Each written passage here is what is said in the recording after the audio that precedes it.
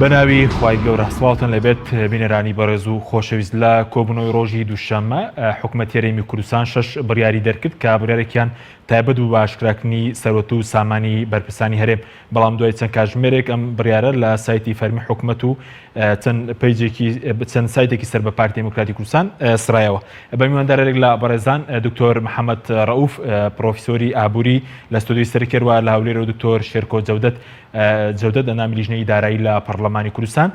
تاوتوێی ئاشکرانەکردنی سەرۆت و سامانی بەرپرسانی هەرێمی کوردستان دەکەی قسە لەسەرەوە دەکەین کە بۆچی چەند ساڵە بە شێوەیەکی فەرمی سەرۆت و سامانی بەرپرسان لە هەرێمی کوردستان بۆ ڕایگشتی ئاشکرا ناکرێت. ئایا دۆڵەمەندبوونێکی زۆر لەلایەن بەرپرسان هەیە و بەهادەردانی سامانی گشتی لەلایەن بەرپرسان هەیە؟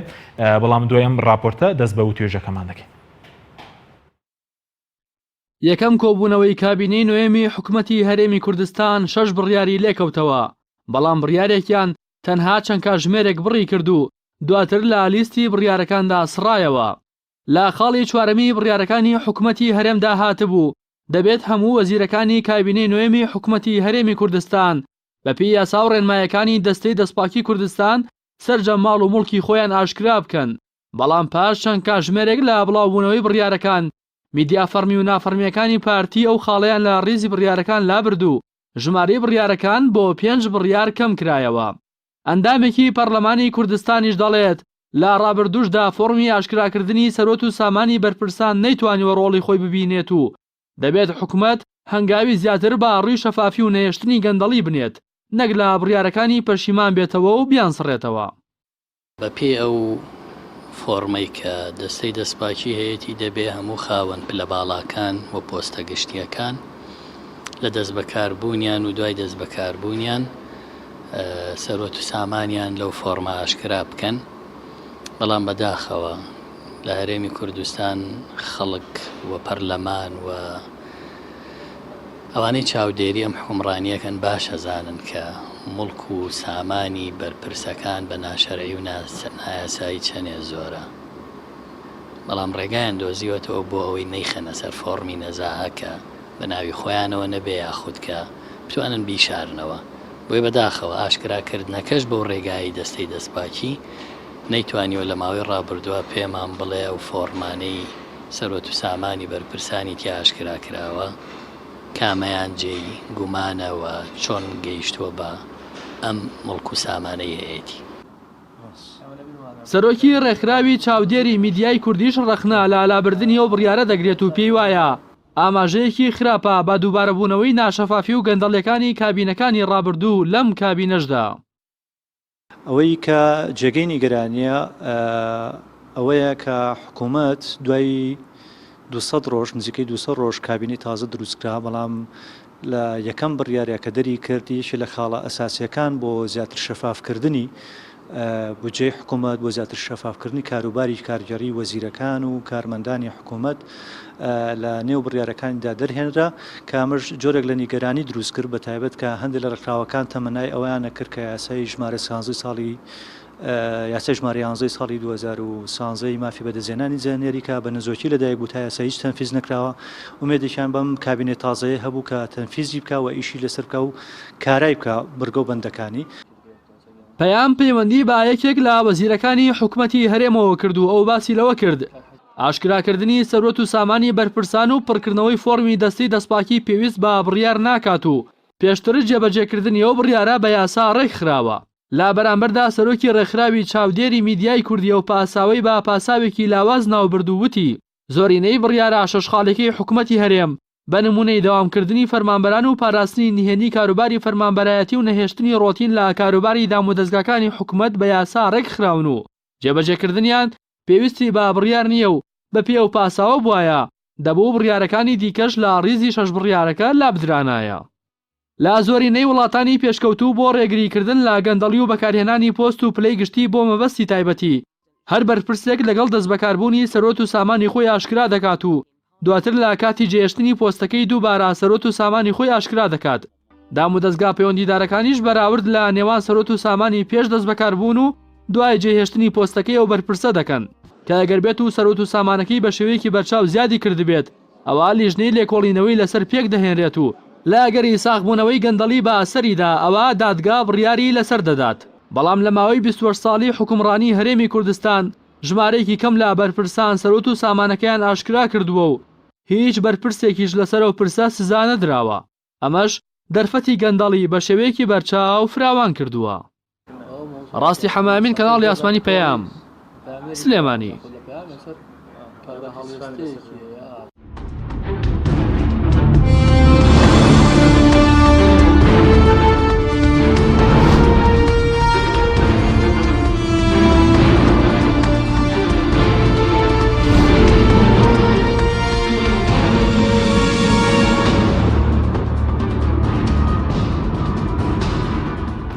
جارێکی تر سڵاوتان لەبێت بینەرانی بەڕێز سوپاس بۆ میوانەکانمان دکتۆر بە خێربێنگ لە بەڕێستانەوە دەست پێ بکەین بە بۆ چوونی بەڕێزتەوە کاری ئاشکرانەکردنی سەرۆت و سامانی بەرپرسان بۆ ڕایگشتی بۆچی دەگەڕێنیتەوە؟ بەڵێ سەرتا سڵاو لە تۆ سڵاو لە بینەرانی بەڕێز سڵاو لە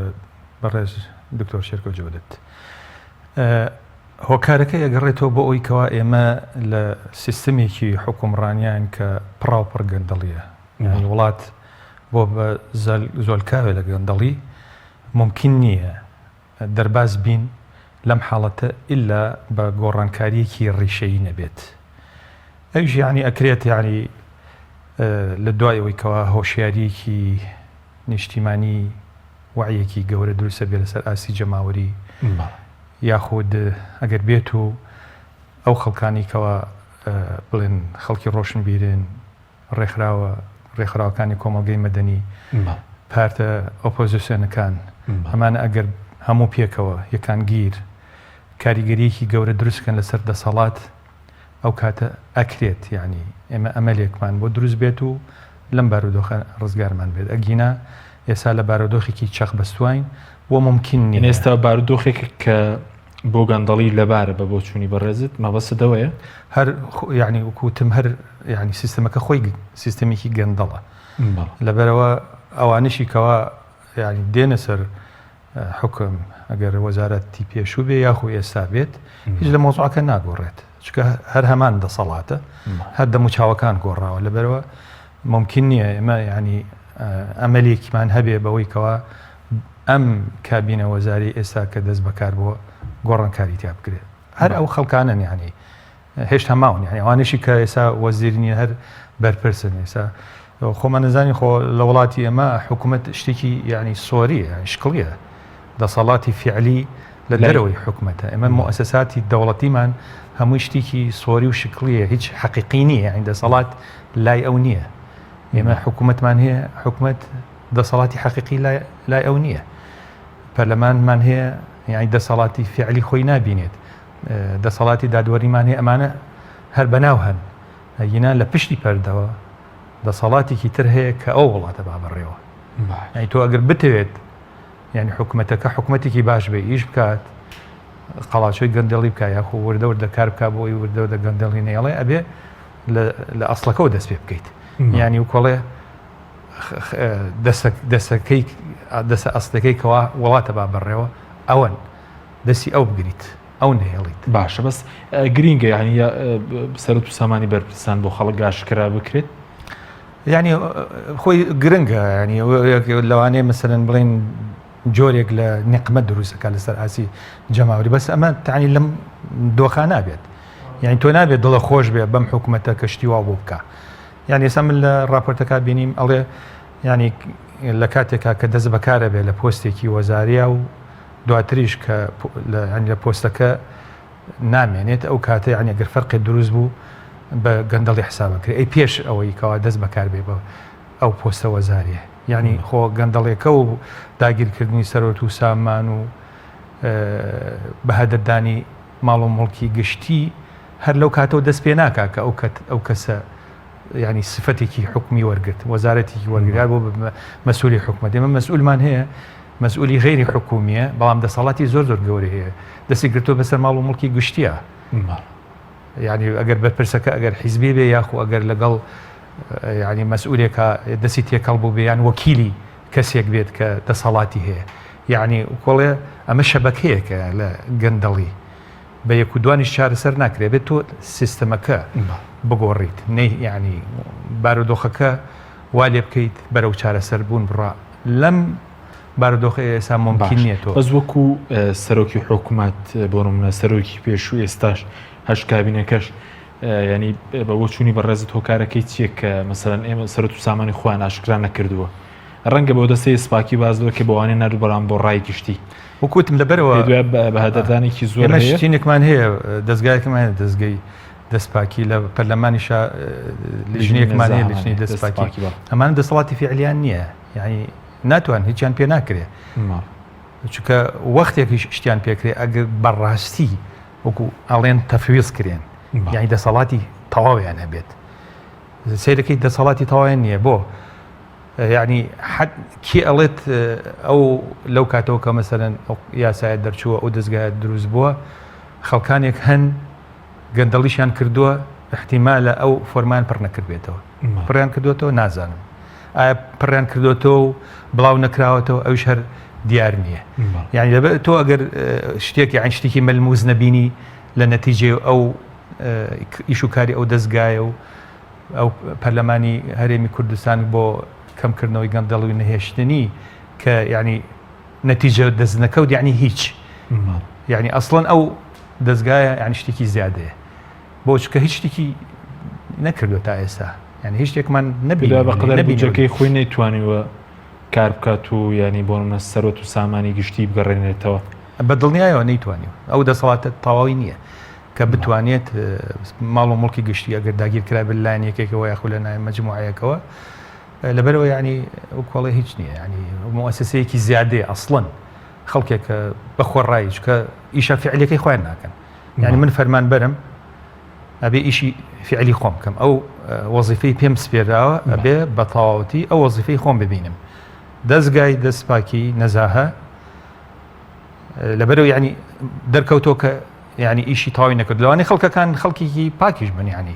احتیمالە فۆرمشان دروست کرد بێت ئەوە باسییان کردبوو کە فۆرمی بەرپرسان پڕکراوەوە بەڵام بۆ ڕای گشتیان ناشکرا نەکرد جایت کەواتە یعنی وکڵێت چیمان کرد بچی ئیسفادەی نەبوو ینی تاوەکو بڵاو نەکرێتەوە بۆ ڕایگەشت پێ دوای سوودی نابێت تاوەکو بڵاو نەکرێتەوە ئیجراعاتیش لە دوایە بکرێتەوە هەر مەوزوعەکە بڵاوکردنەوە نییە یعنی کە تۆ زانیت ئەو کەسە شەرنی هەر بەرپرس بێ وکوتم جاری وا هەیە بەرپرسیش نییە بەس دەسەڵاتی هەیە بۆ داگیرکردن یعنی لەوانەیە صفەتێکی حکومیشی نەبێت صفەتەکەی حیزبی بێ یاخو حتى صفەتی حیزبیشی نەبێ لەبەرەوە متەنەفیزە یعنی دەسەڵاتدارە یعنی وەکوڵە پارێزراوە لە جیهەتێکەوە یعنی بۆی ئەلوێت ئەوی شە بکات ئیتر شەرنی وەزیفەی حکومەتیشی هەبێ کەسێکی لەوانەیە وەزیفەی حکومەتی نەبێ کەسێکی تۆ بیبینی کەسێکی ئاساییە بەڵام دەسی هەیە لە گەندەڵیە بۆ تەمان یاخود ڕێکە لەگەڵ جەماعەتێکە ئەو ئیشان پێسپاردووە بۆ ئەوەی کەوا دەرنەکەوێت ئەو کەسەی ئەو گەندەڵی کردووە ئەوی کردو بە وەکیلی خۆی ئیشەکانی بۆکە حیسەی تەواو وەرەگرێت ئەو مەسئولێکە لە پشتێتی یاخۆ ئەو جێهەتێکەوە لە پشتێتی گەندەڵەکە شکات و هیچی نایێت پێ دوای دۆڵەمەندبوونی بەرپرسانی هەرێم بە شێوەیەکی ئاسایی نێبووە بۆ نمونە بە موچە یاخود بە گەشتن بەم حاڵەتی ئێستا بە دڵنیایەوە کامە موچەی زۆر زۆر گەورەیە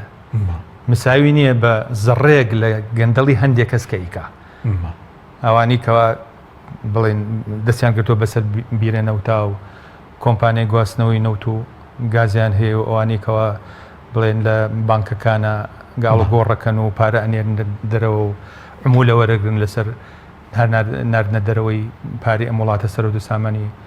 ئەم وڵاتە ئەوانی کەوا یعنی مەسەلەن ئەڵێن کە یعنی هەنی بەربرسێ قومارخانە وشتی داناوە ئەمانە یعنی مەسەلەن ئەو خەڵکە فەقیرش لەوانەیە مۆزەفێکی بچووک بێشتێ پاری دەستکەوە ئەچێتە قومارخانەیەک و هەمووی داهێت ئەویش لەوەیشە بن ئەمانە تۆ بێ چارەسەری بۆ بدۆزێتەوە یعنی ئەوژ وەکوتم دەچی یعنی تۆ بە سیستەمەکە ئەبێت بگۆڕی لە بنەڕەتەوە بۆنم نەگەر بەرپرسێکی باڵاش بەموچە ناگەی بە vێلای باش بۆن فڕۆکەی تایبەتتە بێت ینی وەزیر ئەڵێن 7 ملیۆن و نیو هەیە 7 ملیۆن و نیو چییە لە چاوەوەی کاڵن بە ملیارە های دەستکەوتووە ینی ئەگەر حتا ینی ئەو موچە گەورەیشی هەبێ بەو موچێش بەو موچەیە ناتوانێت villەی گەورە دروستکات باخ و ڕەز و یعنی مەسەلەن قەسر و قسوور و یعنی لە دەرەوە vێلە و شوقە و ئۆمانی هەبێت بەوە ناکرێت یعنی بەو چەند ملیۆن دینارە ناکرێت ئەوە معنای ئەوەیە دەستی هەیە لە گەندەڵیەکی گەورە یعنی گەندەکەش زۆرتر لە چیا ینی بەرجەستە بێ لەو سامانی کەوا سامانە سروشتی کەوا هەیە نەوت و گاز چکە ئێمە زانین لە هەرێمی کوردستان و لە عێراقیشە سەرچاوی سامان بریتە لە نەوت یعنی ئەو مواردە طبیعی کەوا مەفروزە کە حکومت ینی ئەمە مەجالمان ناوە ئیشی تیا بکات و نەوت دەربێنێت و بیفرۆشێت و ئەمانە ئەبێ ئەمیندار بێ بەسەر ئەو سەرەوت و سامانە چکەمە لە وڵاتە ڕێعیانە وامان کردووە کە حکومت بێت ئەو ئیشە بکات ئەو سەرەوت و سامانە دەربێنێت و بیکا بە پارە و بیخاتە خزێنی گشتی و دوای بگەڕێتەوە بۆ خەڵکی لە هەرمی کوردستان سەرکی وانە لە هەرمی کوردستانە ئێمە ینی بە اعترافی سەرۆگۆزیرانی عێراق عادل عەبدولمەجید ئەڵێ تاوەکو ئێستا یەک بەرمیل نەوت ڕادەستی سۆمۆ نەکراوە لەوێ لێش باری موچە ئەنێرن ئەو نەوتیش کە دەرێنرێ ئەو ترێت ڕۆژانە 410,000 بەرمیلە ئیتر تەمان وەکو معدل لەوانی جاری وایە ڕۆژ بگاتە 500,000 ڕۆژێ کەمتر بێ لە 400 وەکو معدل سەر 400,000 بەرمیلە بێجگە ئەوەی کەوا دەرێنرێت و لە ناوە سەرفەکرێت یعنی ئەویش هەرە فرۆشرێت یعنی تقریبا ئەوتر ئەوەی کە دەرێنرێت لە هەرێمی کوردستان ڕۆژانە 700,000 بەرمیلە بەشێکی لە ناوە سەرفەکرێت خەرجەکرێت فرۆشرێت هەندێکی بە قاچاخەچێ بۆ ئێران و تورکیا بە بۆری ئەوەی کەچێتە جیهانی تورکی زیاد لە 400,000 بەرمیلە کەواتە ئەم هەموو نەوتە کە دەرێنێت و ئەفرۆشرێت و پارەکەی ناچێتە خەزێنی گشتی ئەڵێن قەرزارین بۆ کوێچوو ئەکید یعنی چۆتە دەرەوە لە ڕێگەی بانکە بازرگانەکانە لە ڕێگە و بانکانی کەوا خوان دەسەڵاتیان هەیە باش بەس پێویستە جیاوازێکی چینایەتی گەورە دروست بووە بەهۆی دۆڵەمەندبوونی ناسایی بەرپرسان لەگەڵ هاوڵاتی و موچەخۆری ئاسایی بەدڵنیایەوە خەڵکەیە ملیاردێرە دەیان ملیاردێرمان هەیە بە دۆلار سەدان ملیۆنێرمان هەیە بە دۆلار بەڵام خەڵک هەیە نانی شەوی نییە لەوە زیاتر چینایەتی چی بێت جیاوازی چینایەتی گەورەترین جیاوازی چینایەتی دروست بووە وڵاتە گەندەڵەکان سیفەتەکان ئەوەیە بەشێکی زۆر لە جیاوازی چینایەتی دروستە بێن لە نێوان خەڵکەکانە هەرێمی کوردستانیش ئێستا ئەم حاڵەتی بەرجەستە کردووە ئەگەر مقارنەی هەرێمی کوردستان بکەین خەڵکی کوردستان و خەڵکی عێراق هەشتاکان و ئێستا جاران بەو شێوەیە نەبوو یعنی لەبەرەوەی زۆربەی ئیش و کارەکان حکوومەت ئەیبرد بەڕێوە جیاوازیش هەبووە جیاوازێکی زۆر کەم بوو یەک بۆ دەبا بڵێن ئێستا یەک بۆ 100 و یەک بۆ 1000 و یەک بۆ 100,000ش هەیە ینی فەرقەکە ینی مەسەن یەکێک لەوانەیە ئەسڵەن دەخلی نەبێت ینی دەخلێکی ئێجگار کەمی هەبێ نەتوانێت بژێوی خۆی بابڕێەوە خەڵکیش ملیاردێرە ئەم فەرقەکەوا هەیە لە بینی ملیاردێر و خەڵکێکی کە نانیە بیخوا بە شێوەیەکی ئاسایی دروست نەبووە بە شێوەی داگیرکردنی سەرۆت و سامان دروست بە وەکوتم یعنی معادلەیەکی بەسیتە بریتە لە داگیرکردنی سەرۆت و سامانی وڵات کە ئەویش زۆربەی مەواردی طبیعیە نەوت و گاز و ماواردەکانی تر و داگیرکردنی سەرۆت و سامان و زەوی و ماڵی ماڵ و مڵکی گشتی سپاس دەکەین ئەگەر میوانەکە هەولێرمان ئامادە بێت بەڵێ دکتۆر سڵاو لەبێ سوپاس بۆ ئامادەبوونتان ئەگەر باس لەو ڕێگانە بکەین کە پێدوای ئەو ڕێگانە کامانن کە بوونەتەوەی دۆڵەمەندبوونی بەرپرسانی هەرێمی کوردستان وەسەر ئاشکرانەکردنی سامانەکانیشان ڕاتچیە کە تا ئێستا بۆ ڕاگشتی سامانەکانیان ئاشکرا نەکراوە بەناوی خۆی گەورە مێهرەبان سڵاو بۆ جەنابتو بۆ جەنابی دکتۆر محەممەد ڕەوف و بۆ بینەرانی خۆشەویست بە تەکید بە ڕەنگاربوونەوەی گەندەڵی یا جێبەجێکردنی پرنسیپی من ئەینە لە کەهادا کە بنەمایەکی ئیسلامی و لە ئابووری ئیسلامیدا بە ڕوونی دیارە ئەدەوات و میکانیزمی ئەوێ بۆ تەحقیقکردنی کە هەر لە سەرەتاوە ئەوانەی کە ئیدعای بەرە ڕووبوونەوەی گەندەڵیەکەن ئەبێ ئەم ئەدەوات و ئەم پرنسیپانیان ئەم میکانیزمانیان ئامادە کردبێ بۆ نمونە دەستەی نەزاهە دیوانی چاودێری دارایی سەروەری یاسا سربەخۆکردنی سوڵتەی قەزایی و دادوەری بەرقەرارکردنی ئەو هێزەی کە پشتیوانی لە جێبەجێکردنی بڕیارەکانی دادگا و قەزاعەکە، دەستنیشانکردنی قازی و دادوەری سربەخۆی بوێر و کەفوو. ئەمانە و چەند هەنگاوێکی تر ئەو ئەدەواتانن کە پێویستن بۆ جێبەجێکردنی مەبدەئی من ئەینە لەکە هادە و ئەو ئەدەواتانن کە پێویستن بۆ بەرەنگاربوونەوەی گەندەڵی. لەبەرەوە بەرەنگاربوونەوەی گەندەڵی تەنها بە شیعار و بە دروشم ناکرێت و سەرۆت و سامانی بەرپرسان و تحقیقی من ئەینە لەکە هادا بە مؤسسات ئەبێ بکرێ، یعنی ئەبێ مؤسسات تعقیبی ئەو قمارخانانە بکە کە بۆتە دەواازەیەک بۆ سپیکردنەوەی پارە. ئەمڕۆ لە هەولێر قمارخانە گیراوە بای $100,000 وەصلی پارەی قمار کە ئۆفیسەکەی لە دەرەوەی وڵاتە ئۆفیسی سەرەکی، بەڵام 20 مۆزەف لە هەولێر کارەکانیان بۆ ڕاپەڕاندووە. لە سلەیمانی ئوتێلی گەورە هەیە کە بۆتە سنتەری قمارخانەی گەورە کە ئەمە دەواازەیەکە بۆ سپیکردنەوەی پارە و چەندین هۆکاری تر بۆ ناردنە دەرەوەی پارە لە ڕێی بازرگانی نامەشروعەوە، لە ڕێی قاچاخەوە، لە ڕێگەکانی ترەوە. پێویستی بە مؤسساتە بۆ تعقیبکردنی، بۆ بەدواداچوونی من ئەینە لەکە هادا لە دروشمەوە بە ئەدەوات و مؤسسات ئەبێ بەواقع. بۆیە ئەم بەرپرسانی هەرێمی کوردستان ئەوانەی کە بە ماوەیەکی زۆر کەم هەڵتۆقیون و بوون بە ملیاردێر و بوون بە ملیۆنێر بە ڕێژەیەکی خەیاڵی، سەروەتەکەیان ڕێک یەکسانە بەو بڕێی کە دیار نییە لە داهات و خەرجی هەرێمی کوردستان،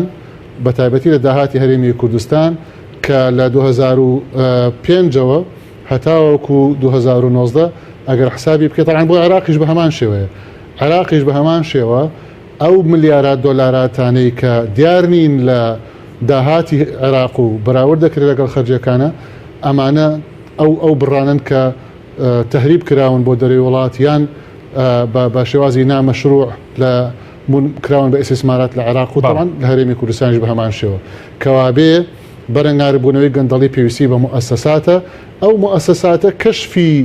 کەشفی دەستکەوتی نامەشروع ئەبێ بکە و ئەبێ بڕیاردەرەکان ئەبێ لە خۆیانەوە دەست پێ بکەن. جارێ یەکەم بێت بڵێ ئەوە من بەسەر خۆما تەطبیق یەکەم من ئەینە لەکە هادا، ئەمە تەفسیری هەموو حسابە بانقیەکان و هەموو سەرۆت و سامانەکان و هەموو مڵکەکانی ناو هەرێم و دەرەوەی هەرێم و عێراق ئەکا. سیستمی بانقی لە وڵاتە پێشکەوتۆکانە ئەداتێکی زۆر مهمە. ئەگەر بێت و لە مەبلغێکی معەن زیاتر تەداول بکەیت یا بیخێتە سەر حسابەکەی خۆت، یەکسەر ئیمەیل و نامەت بۆیە کە تەفسیری ئەو مەبلغەمان بۆ بکە لەکوێوە هێناوتە و چۆن پەیدا کردووە و چۆن بۆچی ئەیخێتە سەر ئەو حسابە بانقیت واتە بۆ کام مامەڵایان بۆ کام شت. سیستمی بانقی ورد یەکێکی ترە لە ئەدەواتەکانی تحقیقی من ئەینە لەکە هادا. لەبەرەوە پرنسیپی من ئەینە لەکە هادا و بەدواداچوون بۆ سەرۆت و سامانی بەرپرسەکان بە مؤسسات ئەکرێ. ئەوانەی ئیدعایەکەن هەتاوەکو ئەم مؤسساتانە کارانەکەن ئیدعاکانیان باتڵە و تەنها حبری سەر وەرەقەیە و تەنها بۆ ئەوەیە کە هەڵایەکی ئیعلامی دروستکەن بۆ خۆیان. ئەو مؤسساتانەی کە عەرزم کرد، دیوانی چاودێری دارایی کە بە جۆرێک لە جۆرەکان پەک خراوە ئیشەکانی، دەستەی نەزاها کە بە هەمان شێوە ڕێژەی پێویستی یا ژمارەی پێویستی لە دادوەر و لە پێداویستیەکانی بۆ دابین ناکرێت بۆی فریای ئەم هەموو تەحقیقاتە بکەوێت کە لە کەیسەکانی گەندەڵیدا هەیە، پشتیوانی لە سەروەری یاسا کە ئەبێ هێزی ناوخۆیی سەر بە حکوومەتی هەرێمی کوردستان پشتیوانی لە جێبەجێکردنی بڕیارەکانی دادگاکان بکە، دانانی یا بڵێن سربەخۆکردنی سیستەمی قەزایی و دانانی دادوەری بوێر و سربەخۆ بۆی کە بتوانێت بە بوێری ئەو بە سربەخۆیانە بڕیارەکان بدا. ئەمانە ئەو مؤسساتانە لەگەڵ سیستەمی بانقی کە ئەبێ کۆنتترۆڵی مامەڵە بازرگانیەکان و هێنان و بردننی پارە بکە لەگەڵ بەرەنگاربوونەوەی ئەو هەموو قمارخانە و ئەو هەموو شوێنەی کە فەسادی مالیتیا ئەنجام ئەدرێ، مەسەلەی بۆرسە و ئەزهوم کە نە ئیجازەی بۆرسەی هەیە و نە ئیجازەی بازاڕی ئەسهومی هەیە، بەڵام ئیشە کات و کارەکە لەبەرەوەی کێی لە پشتە خەڵکی دەستڕۆیشت و متەنەفیز. ئایا ئەتوانێ بڕیاردەر سەرۆکی حکومەت بەرەوڕووی ئەو خەڵکە دەستڕۆشتوانەی نزیکی خۆی ببێتەوە ئایا حکوومەتی هەرێمی کوردستان ئەتوانێت بەڕۆڕی ئەو مافیایە بێتەوە کە زۆر بەهێز بووە و تەشەکولی کردووە لە سەرەتاوە تەتەوری کردووە دەستی ئەڕۆستا هێزی هەیە چەکداری هەیە پشتیوانی دەرەکی هەیە پشتیوانی ناوخۆی هەیە لەبەرەوە ئەمە ئەو تەحەدیاتانن کە بەڕۆڕی ئەم پرۆسەیە بێتەوە باشە و مافیانەی کە باسییان دەکە ئێستا لە دەسەڵاتە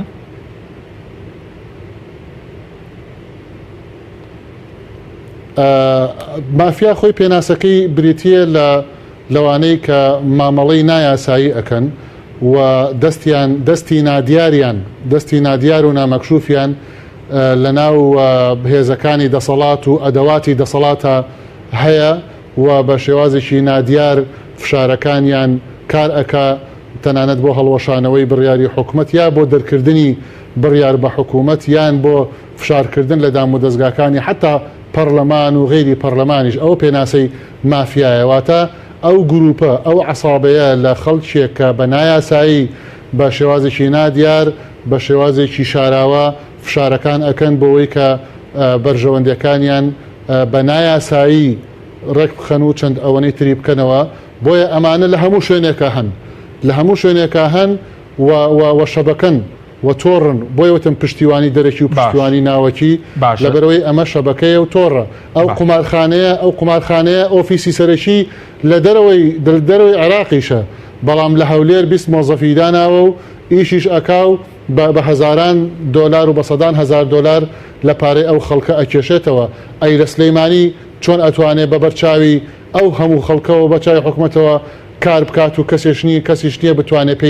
پێیدا بخا بۆ لەبەرەوەی دەستڕۆیشتووە ئەمانەشتی تر نمونەن و بەڵگەن کە تەحەدان و ئەیسەرمێن کە لە هەموو شوێنەکە هەن باشە بەزوتت ئێستا بە ئاشکرا لە سلێمانی و لە هەولێر قومارخانە هەیە و پارێکیدا سپیەکردوی بەرپرسانە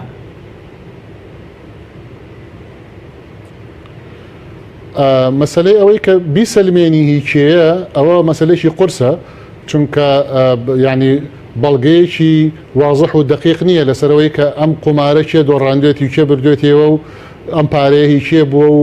چۆتە دەرەوە کارێکی ئاسان نییە بەڵام مەوزوعی ئەوەی کە بوونی هەیە بەڵێ بوونی هەیە فەرمو ئەوە حکوومەت با بەڕۆڕی ئەو قومارخانانە بێتەوە طبعاً ئەو قومارخانە وەکو نمونەیەکی بچووک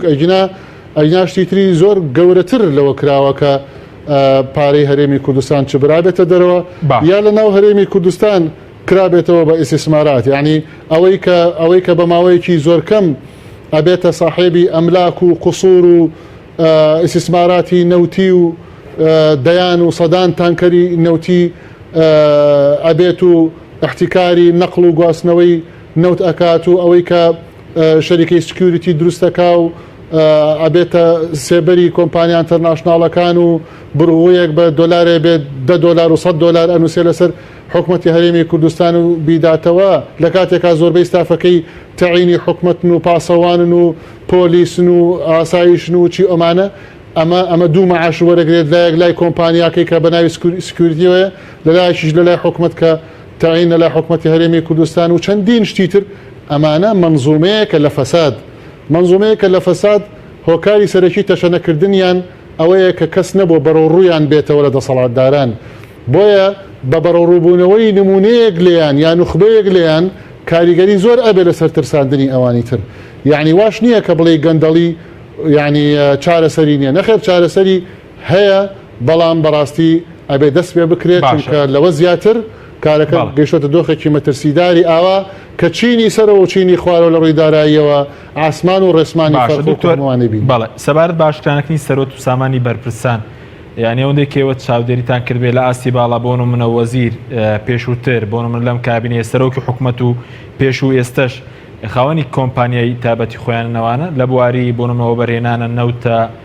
پەیوەندیە یعنی بەرپرسی دەستڕۆیشتوو لە وڵاتی ڕێغیە لە هەموو ئەو وڵاتانەی کە نەوتین و ڕێغین زۆر بە زیرەکانە وەبەرهێنانەکان و سەرۆت و سامانی خۆیان ڕێگ ئەخەن ئەوەنە فەقیرانە نایەت بە ناوی خۆیەوە کۆمپانیایە دروستکە یان بە ناوی خۆیەوە خانوویەک تاپۆ بکە یان بە ناوی خۆیەوە تەنانەت سیارەیەکیش ینی بنووسێ لە یا تۆمار بکە لعبەکە لەوە گەورەترە لەوە زیرەکترە لەوە بەڵام ئەوەی کە ئەی سلمێنەیە کە ئەوان مستەفیدن لەو سەفقاتانە لەو پرۆژانە بێدەنگبوون و بێهەڵوێستیانە وە ڕێگە خۆشکردنیانە بۆ دەرکردنی ئەو بڕیارانەیە کە لە بەرژەوەندی بڵێن گەندەڵکاران و ڕێکارە نایاسایەکانە لادانە لە یاسا چاوپۆشیە لە دز و لە جەردە و لە گەندەڵکار و لە مافیا و لە مافخۆری ئەم خەڵکە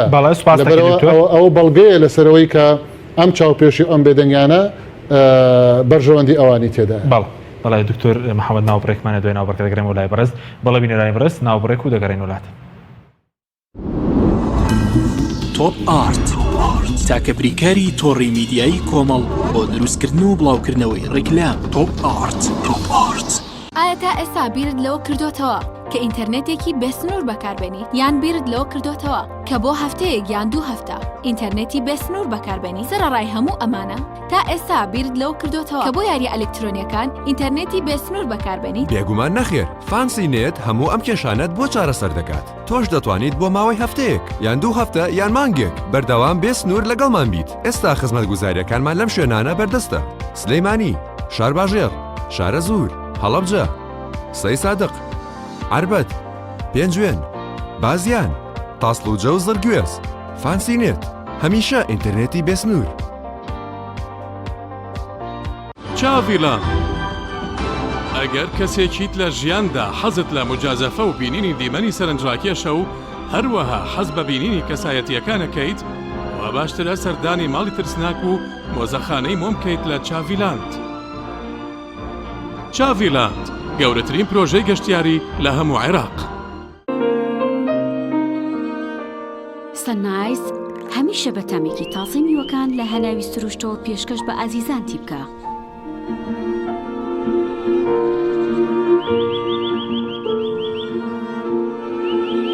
شەربەتی سەنایز تامێک لە سروشتەوە.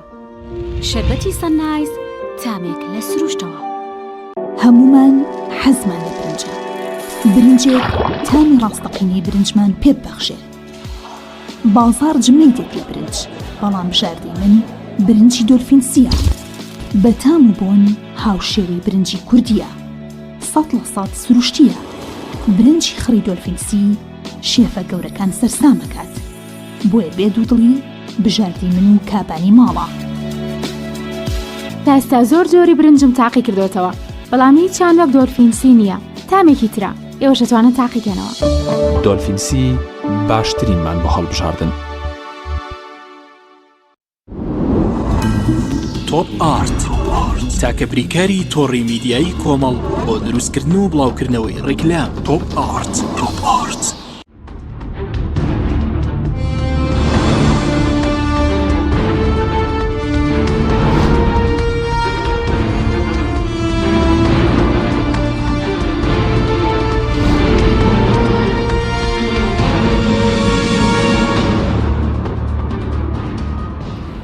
زارێکی دەسەڵاتان لەبێت بەڕێزان دکتۆر گەرم وڵای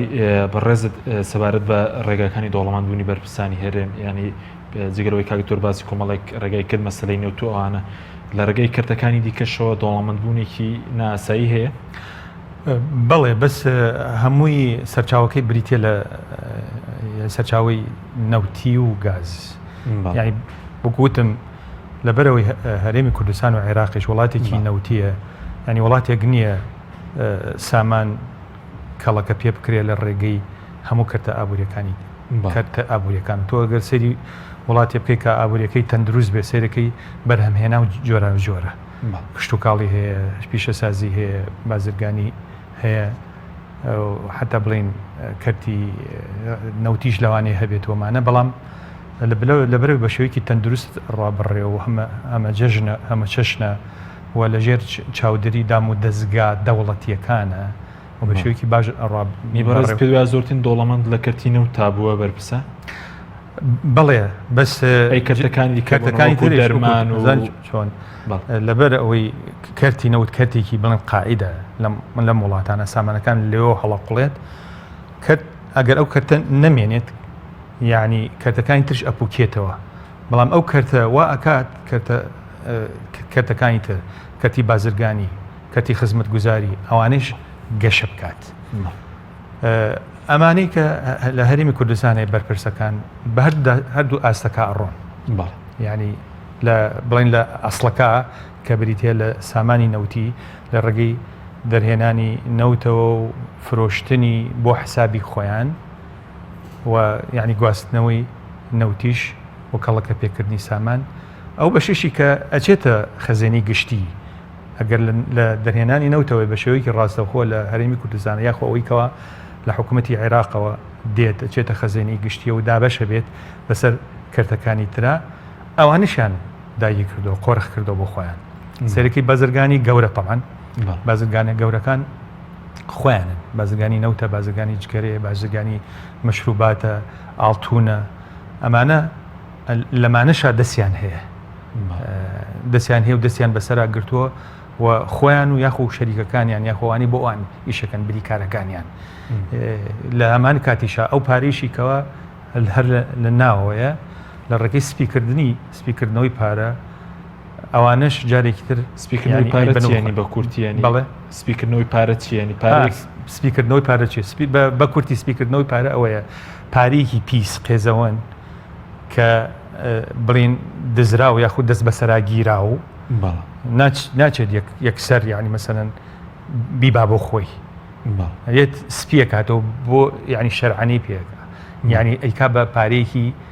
بڵین پاک پارێکی شەرعی پارێکی پیس و دزرا و ئەخاتە کەناڵێکی شەرعیەوە کە یعنی دەستی بەسەراگرێت ئەبێ بە پاری پاک ئەوە بریتە لە سپیکردنەوە جاری وهەیە لە ناوەی وڵاتە بێ لە ڕێگەی ئەوەی ئەو پارێ دێت بەکارێنێ لە بازرگانیە لە دروستکردنی قەسرە لە مەجای مۆڵە یعنی ئیکا بە پارێکی شەرعی یعنی دوایەوە ئەو پارە پیسە پاری پاک دروستەکات ئەیبا بۆ خۆی بەو شێوەیە ئەو سەرۆت و سامانە بە یاخو نێرێ لە ڕێگەی ینی بانکەکان وەکو چۆن لە هەرێمی کوردستانە هەیە ئەی خاتە یعنیەوە بووە برن دەرەوەی پارە بە شێوەیەکی زۆر لایەن بەرپرسانەوە بەڵێ زۆریش هەیە ئەو بانکانی کە هی خۆیانەوە بە یاخۆ بانکە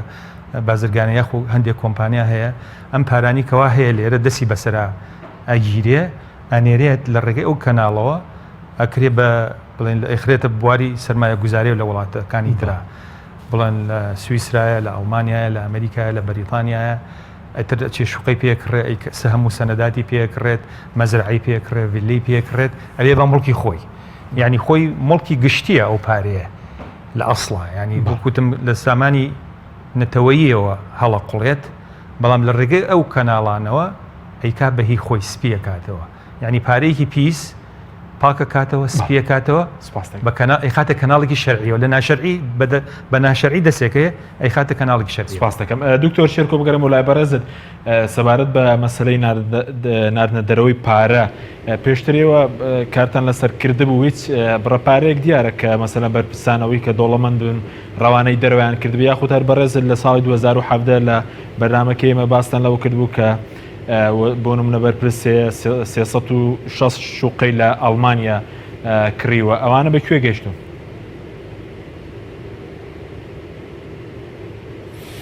ئەو کەیسانە کەیسی وازەحن بەڵام بەعزێک کێشەی مؤسساتی و یاسایی هاتوۆتە بەردەم بەڵام بوونی کەیسەکە ئەوە حەقیقەتە و واقعە و تەنانەت ئینکاریشی لێ ناکرێ و کەسیش جورئەتی ئەوە ناکە ئینکاری لێ بکە نەکرد لە هەرێمی کوردستان بەڵکو لە عێراقیش بە هەمان شێوە لە سەردەمی مالکیە ئەوەی کە لە بەغدا کەس ناوێرێ باسیکە لە سەردەمی مالکیە زیاتر لە 300 ملیار دۆلار ڕەوانەی کۆماری ئیسلامی ئێران کراوە بە سەفقاتی وەهمی ئەم سەفقاتە وەهمیە بزانە لە نێوان چەند بازرگانی ئەو لاو چەند بازرگانی ئەم لە بە موافقەی بەرپرسان لە بانقی مرکزی عێراقی بە موافقەی بەرپرسانی حکوومەتی عێراقیش لەو سۆنگەیەوە سەفقەکان وەهمی بووە یعنی بۆ نمونە 500 میلیۆن دلار بۆ کڕینی سپلیت لە کۆمپانیای فلان نە سپلیتەکە دیارە بەڵام پارەکە سەرف کراوە و بانقی مرکزیش سەرفی کردووە و ڕۆیشتووە و وەصل و وسوڵات و ئەوراقیشی مەزبوطە یعنی گومرگ و هاتن و ڕۆشتنی حدودی و ئەو جۆرەشتانە ئەمە جۆرێکە لە مەسلەی ناردنی پارە بۆ دەرەوە. جۆرێکی تری ئەوەی کە بچێ لە دەرەوە و بەرهێنانی پێ بکە، بچێ لە دەرەوە شوقە و خان و ڤێلای پێ بکڕێ، سپی بکاتەوە، یعنی یا بینێرێ لە دەرەوە لە حسابە بانقیەکانە دای بنێ و لەوێ فائیدەی بچێتە سەر و ئەو جۆرەشتانە تەنانەت بعضێک لەو بانقانە تەعاونیشیان لەگەڵاکەن لەبەر بەرژەوەندی خۆیان، چونکە ئەم پارانە کە ئەچێتە ئەوێ چ لە بعضێک لە بانقەکانی بەریتانیا، چ لە بعضێک لە بانقەکانی سویسرا، چ بعضێک لە بانقەکانی ئەڵمانیا، ئەمانە پارەی بەرپرسانی هەموو عالم لە هەموو شوێنێکەوە لە جیهانە پارە ئەکرێ بخرێتە ئەوێەوە و لەوێ طبعا ئەگەر دیقەت بین مەسەن ئەڵێ معەمەر قەزافی دوایەوەی کە کوشتیان و شۆڕشیان بەسەرا کرد 20 میلیارد دۆلاری لە بانقی فلان لە ئیتالیا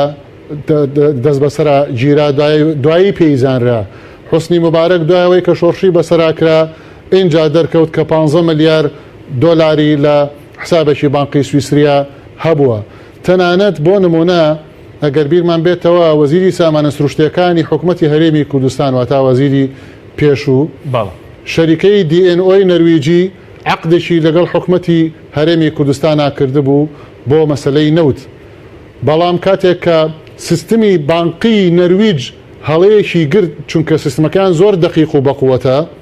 ئەویش بەچی گرتیان؟ بەوە گرتیان سیرەکەن ئەم ئیتیفاقیەی کە لە نێوان شەریکەی DNO نەرویجی و حکوومەتی هەرێمی کوردستانە هەیە، ئەو پارەیەی کە دەرئەچێ پارەکە ئەچێتە حسابێکی شخصیەوە، نەک حسابی ڕسمی حکوومەتی هەرێمی کوردستان. کە سیستمی بانقی نەرویجی تعقوبی ئەوە ئەکات و زوو کەشفیەکە، سیرەکە ئەم حسابە شخصیە حسابی وەزیری پێشووی و سامانە سروشتیەکانی حکوومەتی هەرێمی کوردستانە. بوو بە قەزیەکی گەورە سیستمی بەقووەت ئاوا گەندەڵی ئەگرێ و دەرەنجام دواتر طبعاً وەزیری سامانە سروشتیەکان وتبووی کە من بەناوی حکوومەتەوە ئەوم کردووە و بۆی کە نەچێتە ژەر ڕقابەی حکوومەتی عێراقی، یعنی جۆرێک لەو جۆرە فرت و فێڵانە کەوا بێ ئەمانە نمونەن لەسەر حقیقەتێک کە ڕووی داوە لەسەر ئەرز. باشە، بەس ئەو بڕیە و پارەی کە لە هەرێم بۆ ڕەوانە کراوە ئەوەندەی کێواگادار پێشتر ئیشتان لەسەر کرد بوو چەندە بۆ دەرەوە و ڕەوانەی کوێ کراوە؟ یەکەم کێشەکە لەوەدایە لە هەرێمی کوردستان یاسایەک نییە بۆ دژایەتیکردنی سپیکردنەوەی پارە. لە بەغدایە یاساکە مناقەشە کراوە، دەنگدانیشی لەسەر کراوە، هێشتا تەواو نەبووە لە قۆناغی کۆتایی یایەتی کە یاسای تەبیڵی ئەموال و تەرحیلی ئەموالی شەواتە سپیکردنەوە و هەناردەکردنی پارەی عێراقی بۆ دەرەوەی هەرێمی کوردستان. لە هەرێمی کوردستان ئەم یاسایە نییە، دەرەنجام بۆتە کەلێنێکی گەورە بۆ ئەوەی کە گەندەڵکاران بتوانن ئەگەر پارەش سپی بکەنەوە و پارەش بە وازەحی و بەزەقی بنێرنە دەرەوەی هەرێمی کوردستان، یەکەم کەس نەزانێت چەنە، چونکە مؤسسات ناهێڵن ئەو کارە بکە، یعنی ناهێڵن مؤسسات ڕێگریان لێ بکە یا بزانێت چەنە. دووهەم لەبەرەوەی یاساکە نییە بە هیچ یاسایەک سزا نادرێن حتا ئەگەر بژگیرێن، لەبەرەوە گرتنەکەشیان نابێتە یاسایی، لەبەرەوەی یاساکە نییە ئەسڵن و چەند جارێکیش محاولە کراوە بۆ ئەو یاسایە، بەڵام ناهێڵن یاساکە دەربچێ. ئەوەیە کە ئەڵێم دەستڕۆیشتن بۆ ڕێگریکردن لە بەرەنگاربوونەوەی یا بەرەنگاربوونەوەی فەساد و گەندەڵی. لەبەرەوە نازانی بە دەقیقی ئەو پارەیە چەندەکە لە هەرێمی کوردستانەوە نێدراوە، بەڵام ئەگەر لە ڕسمە گەورەکەی سەیریکەی تەماشاکەی ئەو خەرجیانەی کە حکوومەتی هەرێمی کوردستان ئیعلانی کردووە کە خەرجیە، طبعاًەوە 4 ساڵەوە بۆ 5 ساڵی دەچێ بودجەی هەرێمی کوردستان وەکو یاسا لە حکوومەتەوە نەهاتۆ بۆ پەرلەمان کە لە بودجەیە بە وازەحی دەرەکەوت، ئەگەر بودجەکە تەواو بواە لە یاسای بودجەکە بە وازەحی دەرەکەوت کە چەند دیار نییە لە داهاتی هەرێمی کوردستان. بەڵام کاتێک کە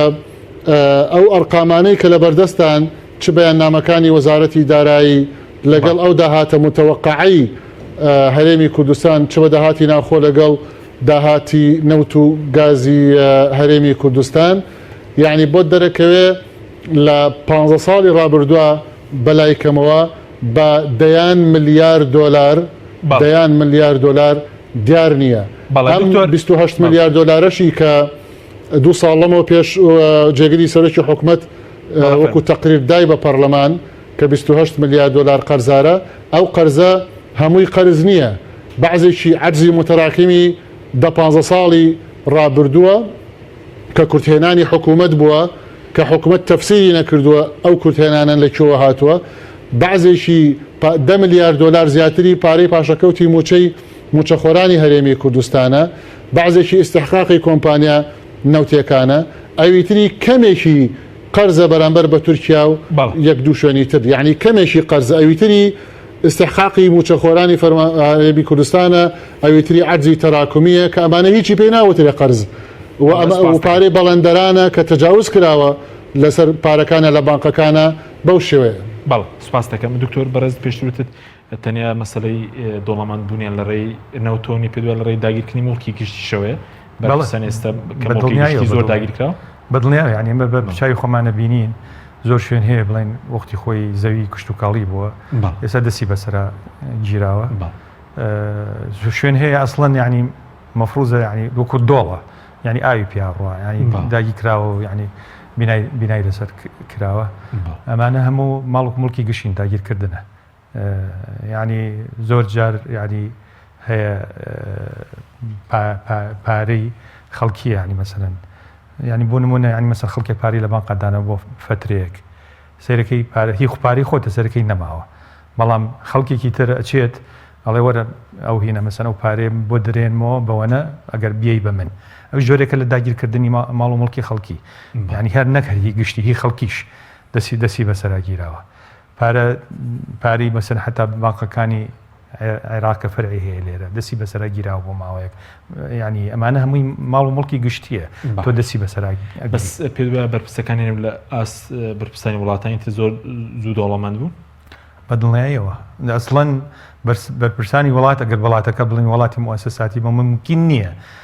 لە دەرەوەی ئەو توانە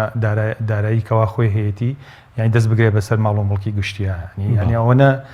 یاسا بە قووەتە، ینی هەر پێویست ناکات بڕۆی تۆ متمانەی لێسەنیتەوە ئەگەر بەرپرسێ بێ یەکسرە دەرێ بە محکەمە، ینی بەبێ ینی کۆڵە ئۆتۆماتیکیان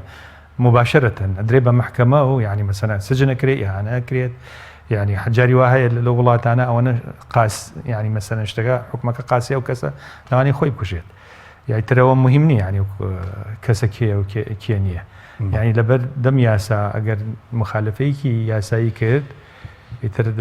دەست بەسەر گرتنی ماڵ و مڵکی حیزبیش پێ دوایە هەردوو حیزب دەسەڵاتدارەکە لە حیزب دەوڵەمەندەکانی جیهانن پێ دوایە بەڕۆنای هێزی تایبەتیانەیە مەسەڵەن ئابووری تایبەتیانەیە بەدڵنیایەوە بەدڵنیایەوە، ینی وەکوتم تۆزە لەوە پێش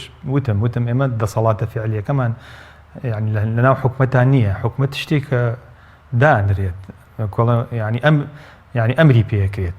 ینی تۆزە لەمە پێشباسیەوەمان کرد، ینی مەسەن بە شێوەیەکەمە ئەم مۆزوع حەلەکەین، ئەسڵن مەفروزە ئێمە کارێ بکەین، ینی دام و دەستگا حکومیەکان ببێ بە حەقیقی، ینی بە حەقیقیکردنی دام و دەستگا دەوڵەتیەکان،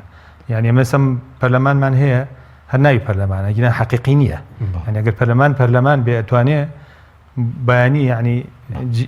حکومەت ینی لاب بات متمانەی لێ بسەنێتەوە، سیرەکەیت ینی دانان و لابردنی حکومەت ئەسڵ دەستی پەرلەمانە نییە. باش بەس پێ هەردوو حیزب ئێستا دەوڵەمەندترن لە حکومەت لە ڕووی پارەوە بەدڵنیاییەوە، چکە سەرچاوەکان لای خۆیانە، ینی بەشی حکومەتان، ینی کۆڵێن ئەم نەوتەکە دەرێنرێت ئەسڵن لە دەرەوەی حکومەت ئەفرۆشێ و دەسی بەسەراگیرێ و بەشێکی ئەگەڕێتەوە زۆر بە کوری سەباردۆی کە لە کابینەی تازە لە کارنامەکەی باسی و دەکە کە نابێ بەرپرسان کاری بازرگانی بکەنەوە کار بۆ سوسپاندنی شەفافیت دەکەن، پێ دوایە دەتوانرێت پێپرسیون لە دزە گەورەکان بخۆی ئەسڵن ئەوە مەفروزەوە بێت، یعنی ئەسڵن پێویست بە بڕیاریش ناکات، پێویست بە بڕیار ناکات، چکە و بەرپرسی حکومی وەزیفەی گشتی هەیە، پێ دوایە دەتوانرێ ئەمە بکرێ ئەکرێ بەس بەم حکومەتە ناکرێت، بەدڵنیاییەوە بەدڵنیایەوە سوپاس دەکەم دکتۆر زۆر بە کورتی سەبارەت بەوەی کە پێشتر فۆرمی بە دەستەی سپاکیە بۆ کە بەرپرسان فۆرمیان پڕکرێتەوە بەڵام بۆ ڕایگشتی ئاشکراوی کاریگەریەکیە بۆ لەسەر لێکۆڵینەوە سامانی بەرپرسان و چارەسەریش بۆ لێکۆڵینەوە و شەفافکردنی سامانی بەرپرسان چیە بە کورتی بێ سوپاس دەکەین یەکەم ئەڵێ حکوومەتی هەرێمی کوردستان قەرزارە بەڵام سەیری کە لە بەرامبەرە کێ دەوڵەمەند بووە و چۆن دەوڵەمەند بووە بەرپرسانی حکوومەتی هەرێمی کوردستان دەوڵەمەند بوون حکوومەتی هەرێمی کوردستان قەرزار بووە ئەمە یەک دوو چارەسەرەکەی ئەوەیە کە ئەبێ بۆ درێژمەودا ئەبێ پرۆژەی بنیاتنانەوەی بەها ئەخلاقی و ئینسانی و دەستپاکی و ڕێز و احترام و قەدر و ئەخلاق زیندوو بکرێتەوە جارێکی تر بۆی دەستپاچی بۆ بەڕۆڕووبوونەوەی گەندەڵی على المدى البعيد بۆ نەوەکانی داهاتوو و ئێستا کاری سەر بکرێت و بۆ ئێستش ئەبێ مؤسساتەکانی وەکو دەستەی نەزاهە مەسەلەی سربەخۆکردنی سوڵتەی